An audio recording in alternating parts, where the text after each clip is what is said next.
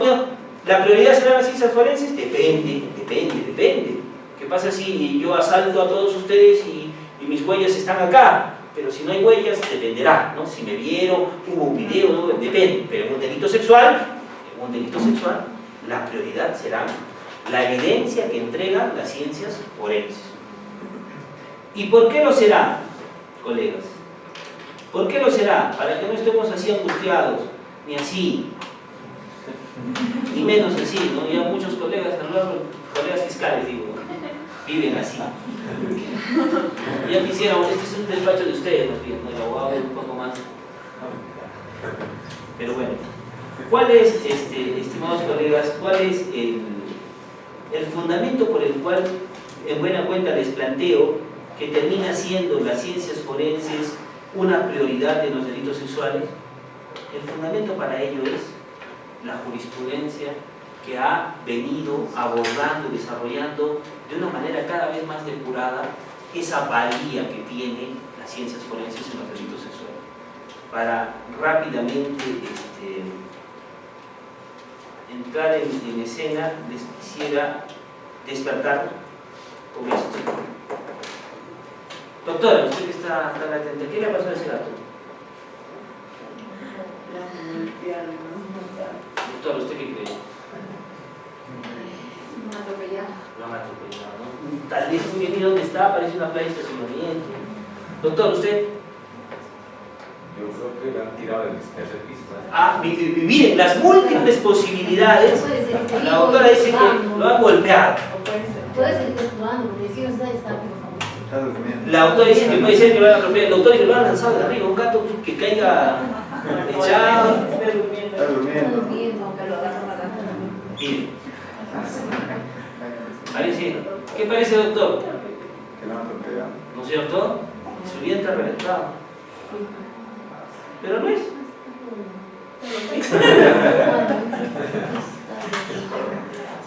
¿Qué cosa es? ¿Qué cosa?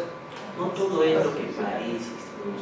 No todo es lo que parece. Y en delitos sexuales, más aún. Miren, un abogado defensor, yo creo que se enfrenta a eso.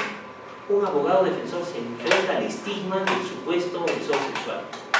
El cliente viene legalmente con la presunción de inocencia, pero materialmente con la presunción de culpabilidad, ¿o no? En los delitos sexuales. Existe naturalmente una repulsión hacia los hechos sexuales y naturalmente una carga negativa hacia aquel que es señalado por delitos sexuales. Eso es innegable, estimados colegas. Los estudios de la psicología del testimonio y de la psicología de la justicia nos llevan a establecer que así, legalmente, en el discurso legal, un juez no debiera tener ese estigma, no debiera tener ese prejuicio, ni el abogado ni el fiscal. Materialmente actuamos de un modo diferente. ¿Por qué? Naturalmente tenemos una repulsa hacia ese tema. Y esa repulsa la genera los medios de comunicación, este discurso generalizado de lapidación del supuesto agresor sexual. Entonces tenemos que enfrentarnos a eso. Y lo primero con lo que tendríamos que enfrentar esa situación es con esta circunstancia. Las ciencias forenses nos van a llevar a determinar que no todo es lo que parece. No todo es lo que parece. Antes de ayer acabo de firmar, yo trabajo ahora en control interno, una absolución a un colega, porque en un examen médico legal a un niño cuyo cargo era el siguiente: mi abuelito me pegó. ¿Y cómo te pegó? Me pegó en el potito. ¿Cómo? Acá, en las nalgas. Y alguien se... no, eso es actos contra el pudor, un policía. Y ese cargo fue llevado así a la fiscalía. Y la fiscalía no tomó la agresión, que sería lo más propio, porque el niño dice me pegó. No, la fiscalía tomó los actos contra el pudor. Y con actos contra el pudor, naturalmente sometió a una evaluación de integridad sexual. Quiero decir, la conclusión del médico legista fue que había actos contra la natura recientes. Esa fue la conclusión.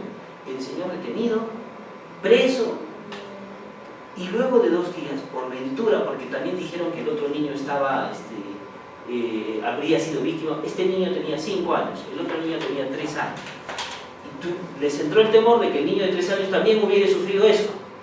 Los llevan a evaluar nuevamente a los dos, y aquel niño, el mayorcito, que salió en el primer examen, actos contra natura, salió nada, 2 días después, que no tenía nada.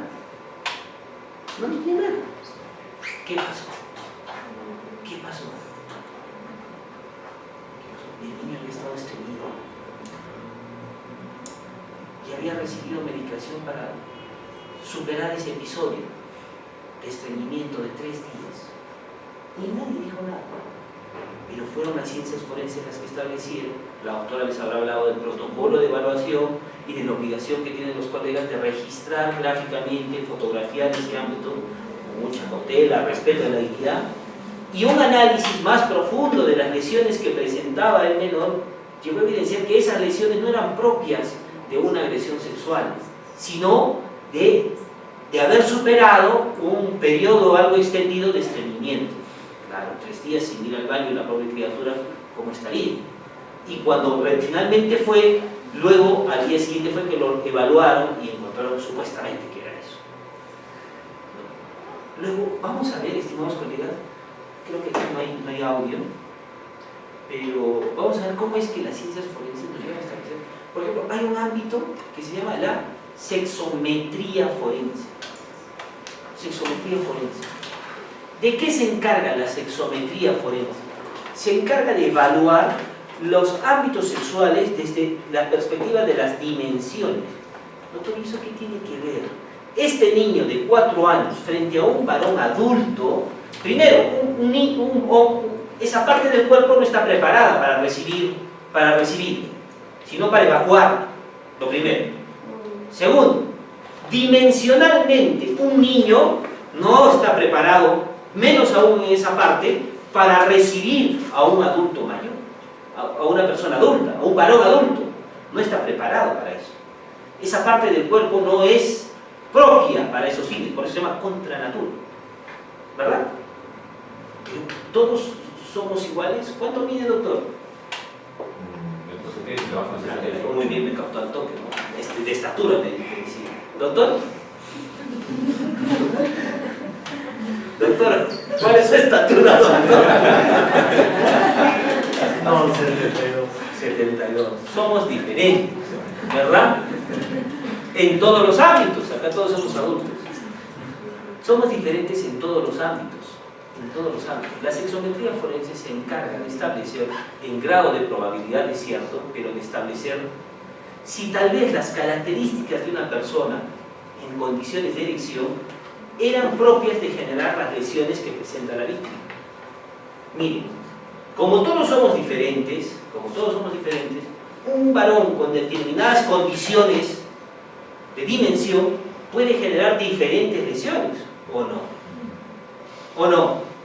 Por supuesto. Y esto es aún más propio cuando existen agresiones supuestamente contra niñas. El ámbito sexual de una niña no está preparada para recibir varón, sino hasta que acontecen en ella diferentes procesos biológicos. Y aun cuando una niña ya menstrua y supuestamente con eso ya está preparada para concebir, fisiológicamente todavía no está preparada para recibir varón. Y si lo recibiese, no todos los varones van a causar la misma afectación en ese ámbito físico, porque no todos los varones somos iguales en dimensiones, ¿verdad? De ese ámbito se encarga la sexometría forense, de poder establecer a partir del ámbito dimensional si es que hay correspondencia o no con la supuesta agresión. Porque, ojo, si una niña de 4 años recibe varón y solamente supuestamente se encuentra desgarro, eso es totalmente imposible. Porque sea del carácter que fue del varón, destrozaría ese ámbito. De hecho, cuando sucede, desgarra de tal modo ese ámbito de la dama, de la niña, que llega a unirse el recto con la cavidad vaginal, destruye todo eso. Imagínense, o sea, no hay correspondencia dimensional entre un varón adulto y una niña, una criatura. Pero esa circunstancia va reduciéndose en cuanto la víctima es mayor, ¿o no? Porque las condiciones de ella van cambiando. Entonces, el factor de preponderancia de las condiciones del varón va tomando otras características. ¿Se dan cuenta, estimados colegas, que no es tan sencillo abordar un hecho sexual? Ya no solo basta el examen médico forense, hay otros factores para evaluar y establecer si en efecto es posible esa agresión. O, habiendo la agresión, si en efecto el imputado es el responsable de esa agresión. ¿O no? Es totalmente diferente. Otras circunstancias seguramente la doctora les ha referido.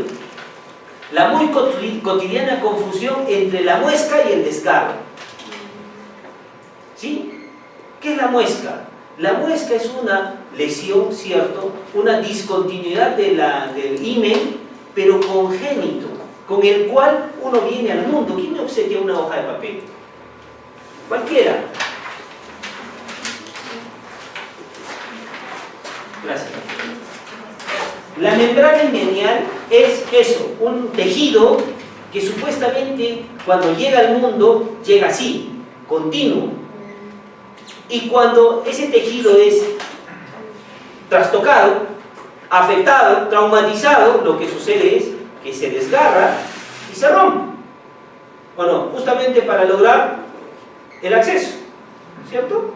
Pero si se rompe, tendría que calzar tal cual cuando los juntamos, ¿cierto? En cambio, una muesca es una lesión, es una discontinuidad de esa membrana con la cual se viene al mundo y se va consolidando. Es como una herida que se va encalleciendo, que se va solidificando en las condiciones en las que vive el mundo. Por tanto, si una muesca la juntamos, jamás va a cuadrar, porque esa es una discontinuidad, no es una lesión propiamente dicha, sino es una condición con la cual esa dama, esa persona vino al mundo. Esa discontinuidad es propia y por tanto no puede ser una lesión sexual. Solamente ese hecho, la cabal identificación, la diferencia entre una muesca, con eso vino al mundo, eso siempre estuvo ahí, eso no se ha producido porque el varón entró. En cambio, un desgarro importaría el que se ha roto, se ha fracturado allí y tendría que calzar tal cual. Y si se ha roto, tendría que estar sangrante. ¿O no? En cambio, si fue una muesca y eso siempre estuvo así, no tendría por qué haber sangre. Solamente ese hecho pudiera salvar la indebida persecución a un procesado por delito sexual. ¿O no, colegas? El solo hecho de verificar que las condiciones particulares del investigado no son compatibles con las lesiones de la víctima pudiera liberar de una injusta acusación a un investigado por agresión sexual, ¿o no? Y todavía no hemos llegado al ADN, todavía no hemos llegado a todas las ciencias forenses más confiables. Entonces, estimados colegas, creo yo que si encontramos en los delitos sexuales, y en los delitos sexuales, bien digo, con las ciencias forenses, una fuente indispensable de abordaje para procurar justicia, pero justicia material. Ojalá que ustedes pongan La casa que habla. Este es un video que parece que aquí... A ver, ahí está.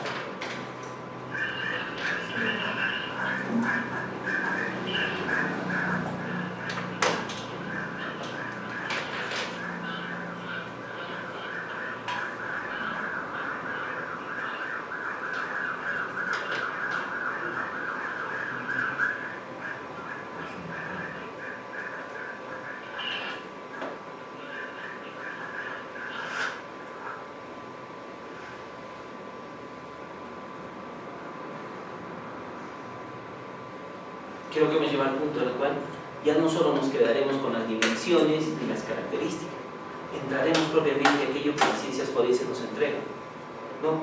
La sangre y la evidencia biológica son abordadas a partir de las ciencias forenses. Esa sangre la llevamos a un laboratorio para establecer su identidad, el tipo de sangre, lo primero. Lo segundo, el ADN, a ver si encontramos un perfil de ADN. Lo tercero, la compatibilidad. Oiga, tú eres el investigado. Esta sangre puede ser tuya, la homologamos, ¿cierto? Eso es lo que hacemos y eso es lo que nos entrega. Los resultados de esas evaluaciones son lo que nos entregan las ciencias forenses. ¿Qué cosa ha dicho la Corte Suprema respecto de las ciencias forenses como fundamento de la administración de justicia? Lo primero que ha dicho es que contribuye al esclarecimiento de los hechos